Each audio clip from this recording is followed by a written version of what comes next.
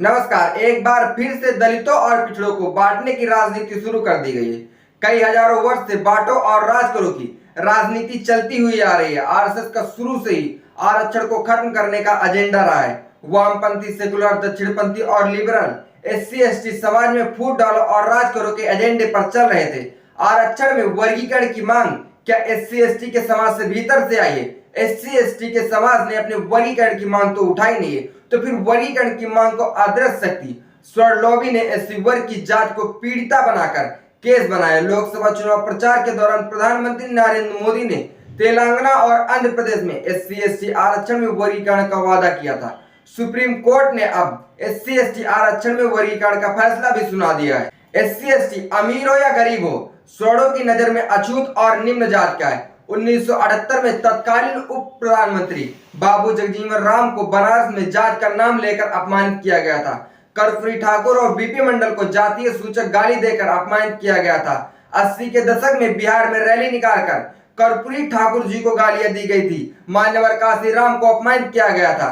बहन मायावती जी पर आए दिन जातीय टिप्पणी की जाती रहती है। मुलायम सिंह यादव और लालू प्रसाद यादव को जात के आधार पर अपमानित किया गया। 2017 में जब अखिलेश यादव ने सीएम आवास खाली किया, तब गंगा जल से आवास का शुद्धिकरण कराया गया।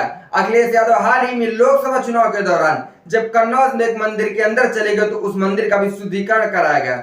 ओबीसी एससी एसटी के वर्ग आईएएस आईपीएस अधिकारियों को जातीय भेदभाव झेलना पड़ता है। एससी एसटी समाज का आरक्षण का आधार छुआछूत, जाति भेदभाव और सामाजिक पिछड़ापन है। एससी एसटी आरक्षण में वर्गीकरण और क्रीमी लागू करना अनकॉन्स्टिट्यूशनल है। जो लोग आरक्षण के खिलाफ बोल रहे थे और ओबीसी एससी एसटी आरक्षण में समीक्षा की मांग कर रहे थे, ऐसे लोग भी एससी एसटी आरक्षण में वर्गीकरण का खुलकर समर्थन कर रहे हैं। उदाहरण के लिए हर्षवर्धन त्रिपाठी, जो आप लोगों ने विभिन्न न्यूज चैनलों पर बीजेपी और आरएसएस के समर्थन में और आरक्षण के विरोध में बोलते हुए सुना होगा। यह आदमी एससी एसटी वर्गीकरण का खुलकर समर्थन कर रहा है, यानी यह बात तो तय है। और इस बात का मैं खुलकर कह सकता हूं कि एससी एसटी आरक्षण में वर्गीकरण से एससी एसटी समाज की किसी भी जात को लाभ होने वाला नहीं है। एससी एसटी आरक्षण में वर्गीकरण से फूट डालो और राज करो की राजनीति चालू होगी, ताकि हर्षवर्धन त्रिपाठी की जात का वर्चस्व बना रहे। भारत के प्रथम उप प्रधानमंत्री जगजीवन राम जी, जो कि दलित समाज से आते थे, उनकी बेटी ने एनडीटीवी पर इंटरव्यू देते हुए कहा कि मेरे पिताजी 1978 में देश के उप प्रधानमंत्री थे। डॉक्टर संपूर्णानंद की प्रतिमा का अनावरण करने बनारस गए थे। वहां उन्हें उनकी जात के कारण अपमानित किया गया। चमार दूर हटो के नारे लगाए गए, उन्हें अपमानित कर मंच से उतार दिया गया।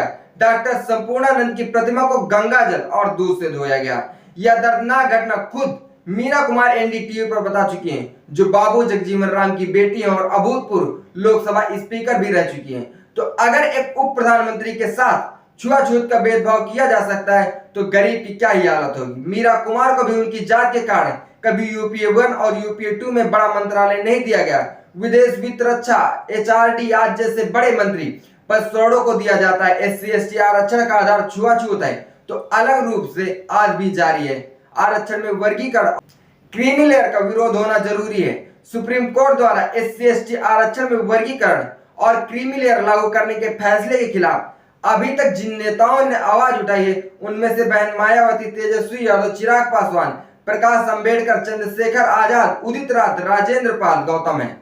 तो क्या इन सभी को मिलकर एक मंच पर आना चाहिए और आरक्षण बचाओ का अभियान चलाना चाहिए? इस बात का जवाब कमेंट बॉक्स में कमेंट करके जरूर दें। देखते रहिए हालचाल। जय हिंद।